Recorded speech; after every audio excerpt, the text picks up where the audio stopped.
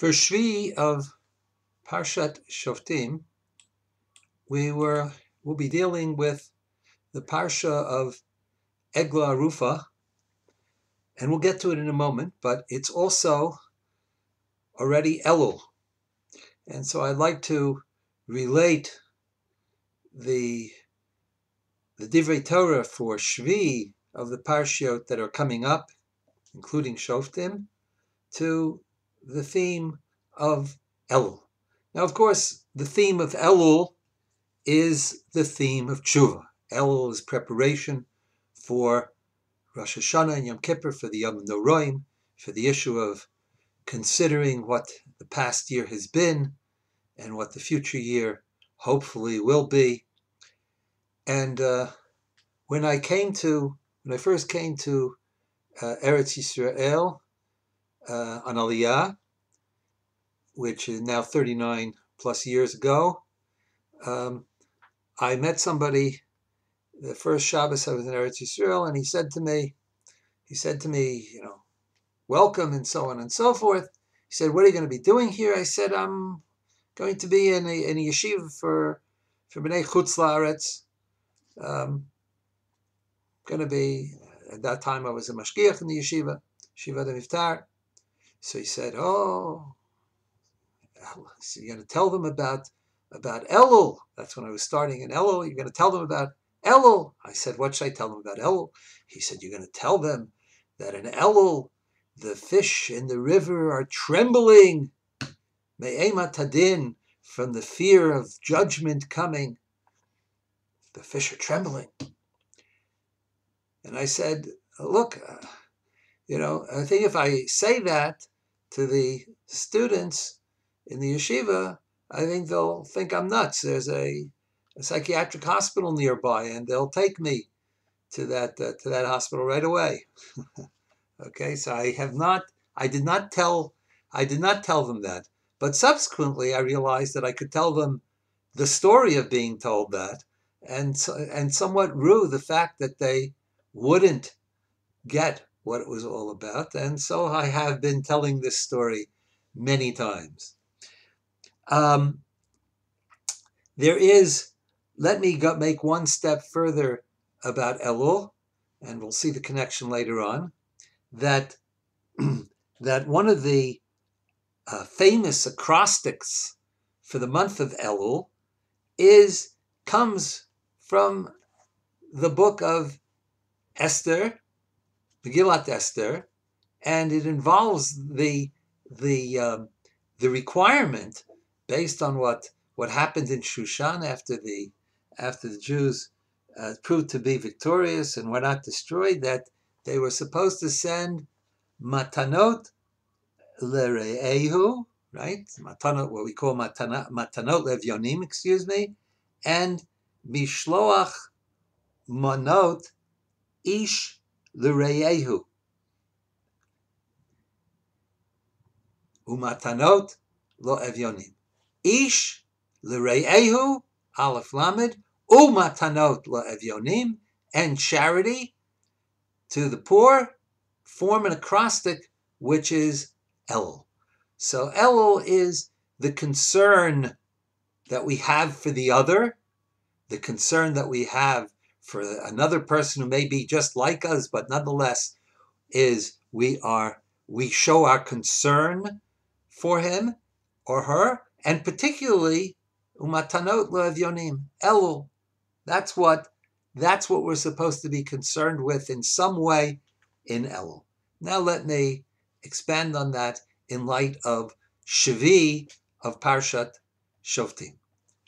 Parshat Shoftim in Shvi has the parsha of a body is found outside of a city in an open, uninhabited area, basadeh, and we don't know who the person is, and we don't know what happened to him, who might have murdered him, where the murderer came from.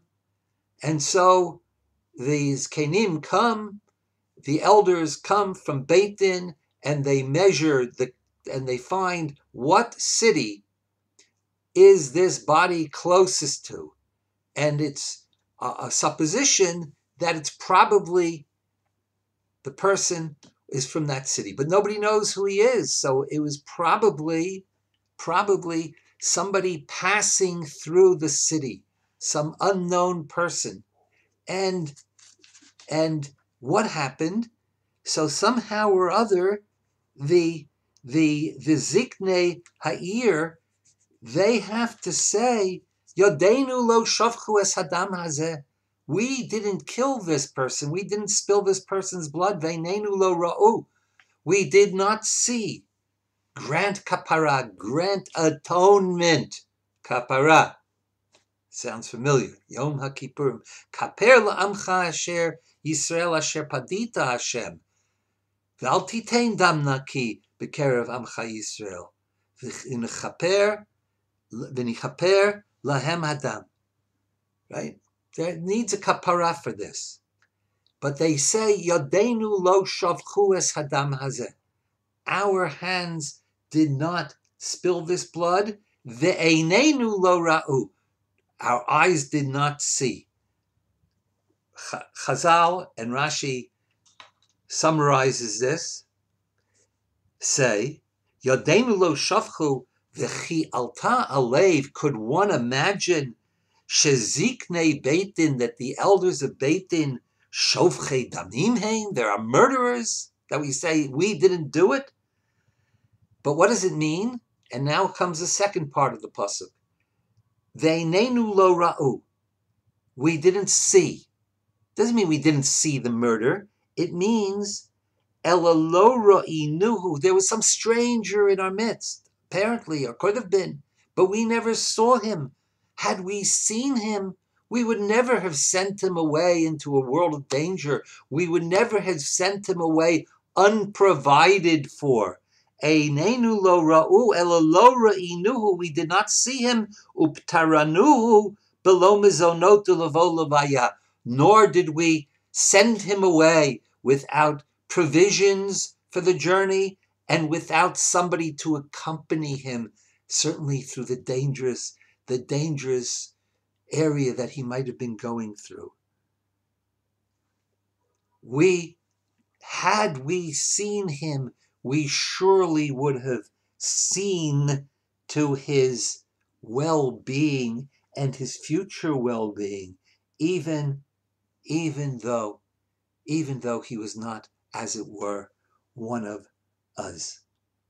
Elul ish l'reyehu matanot levyonim. We have a fellow man. We know him. We have the poor people. We are not going to deal with them without concern. We're not going to ignore them, nor would we ignore a traveler who was a complete stranger to our city. But nonetheless, it is our responsibility. And if we don't take that responsibility, then we have to find forgiveness for our failure. So we failed in some way. If we fail in some way, then we're responsible. In what are we doing in Elul? In Elul, we also are asking for mercy for failures, for things that we perhaps should have taken care of, should have dealt with, and those things which we overlooked, which we didn't, maybe we saw them, but we overlooked them. On Rosh Hashanah and Yom Kippur, we will say the piyut of Unutana Tokef, which ends with a thunderous declaration, or which in the middle comes a thunderous declaration by the whole kahal, the whole community, in which taking cognizance of the fact that there is a Yom Hadin, we're judged for what we did and what we didn't do, right? We pass before God and are counted before God, and every deed we did, or every omission of a deed, is taken note of. And we say, who can escape this? What can we do? And we shout out. And we shout out that only teshuvah, doing tshuva, repentance, utfilah, and prayer unto God for forgiveness, repentance and a resolution to recognize our misdeeds and to come to a resolution that our deeds from now on will be better, will be good. Tshuva, tefillah, utstaka, and charity, mavirin et roa hagzeira. They cause to pass a bad ending, a bad decree upon us. I get tshuva, I get tefillah, I understand it. It's of the day, it's of the din, of the judgment. But why tzedakah?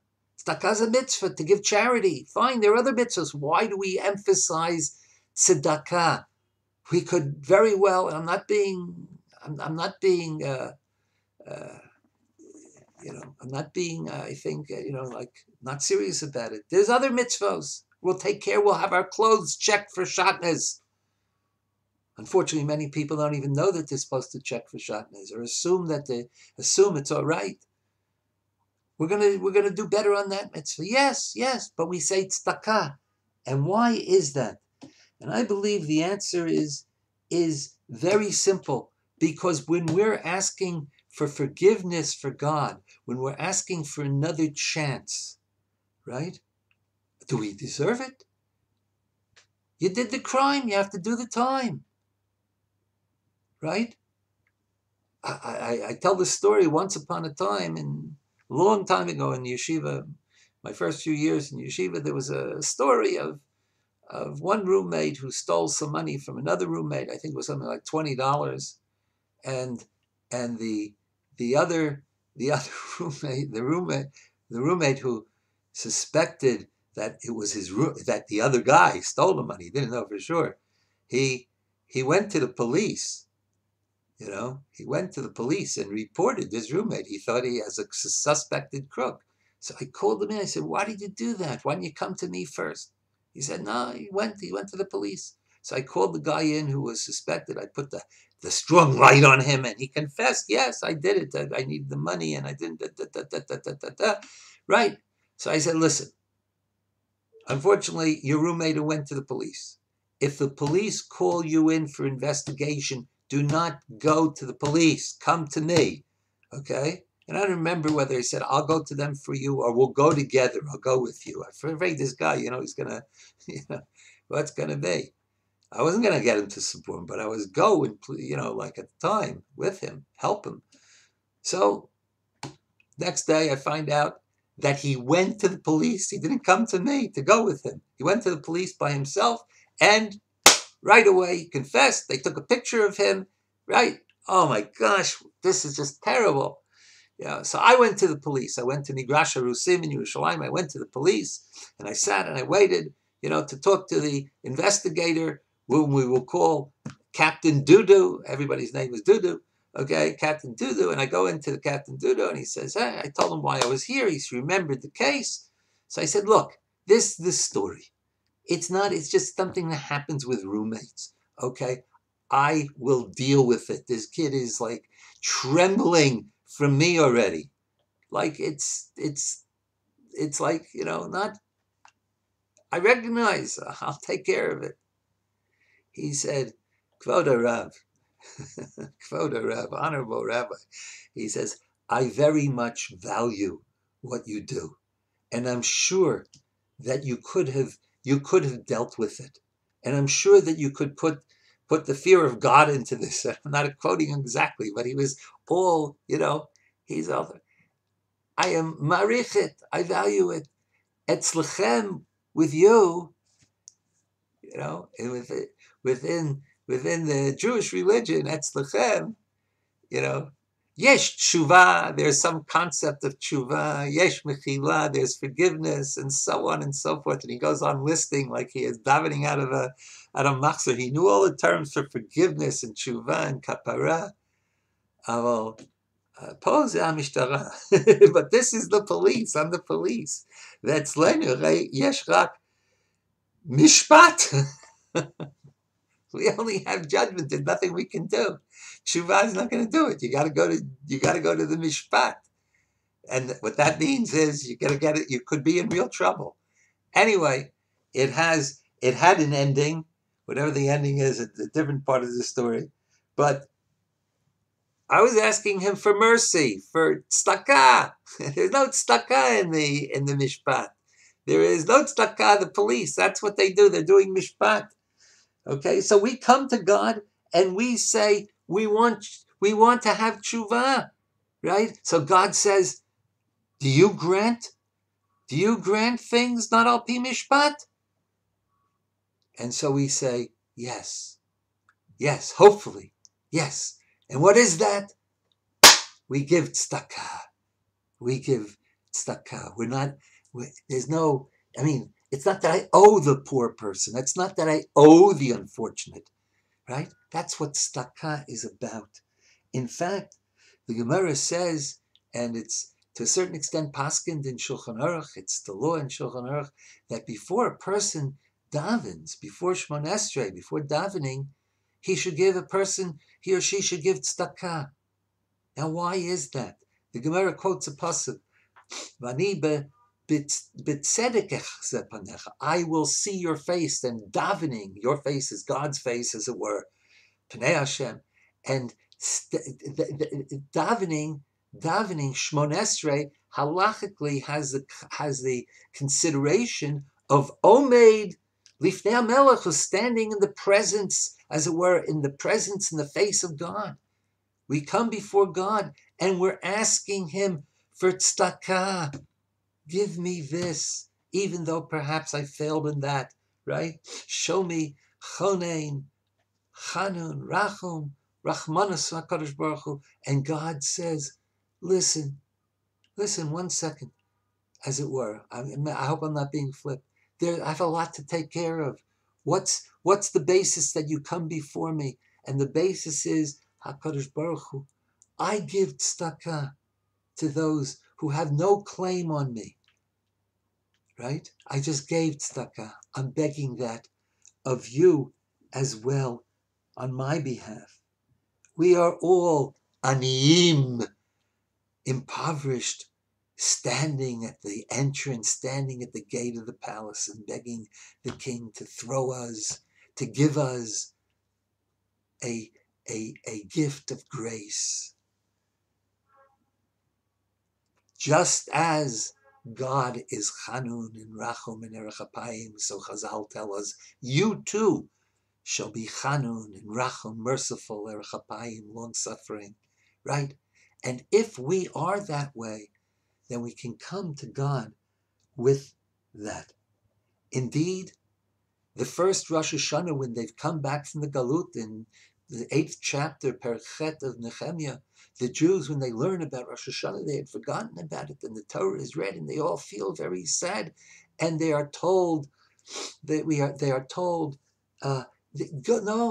it's a joyous day, it's a day of forgiveness. L'chu, ichlu mashtamani, mushtu mantakim, have a Yom Tov meal, right?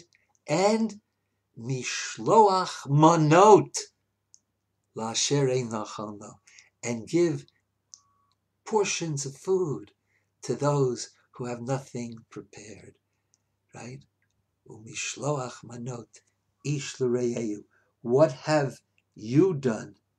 And so for the other. And so if we want kapara, we have to say, but what did we do? And this is what the Zkanim say. It's true, he's nearer to our community, but we didn't see him. Perhaps he passed through in the night when nobody saw him. Perhaps he wasn't even really from here. But had we seen a stranger in our midst, we would not have let him go unprovisioned and unaccompanied into the dangerous world that surrounds the safety, that surrounds the city. We keep our city safe, and we keep those who pass through it safe, even when they leave. And so, Shvi of Parsha Shoftim is a lesson not only for some theoretical reality, but for the month of Elul. Ish l'reyehu. Let us be concerned with our fellow man. Let us give gifts. Let us support in whatever way we can support those who are stricken with poverty. Poverty of wealth, and poverty of health, and poverty of the spirit.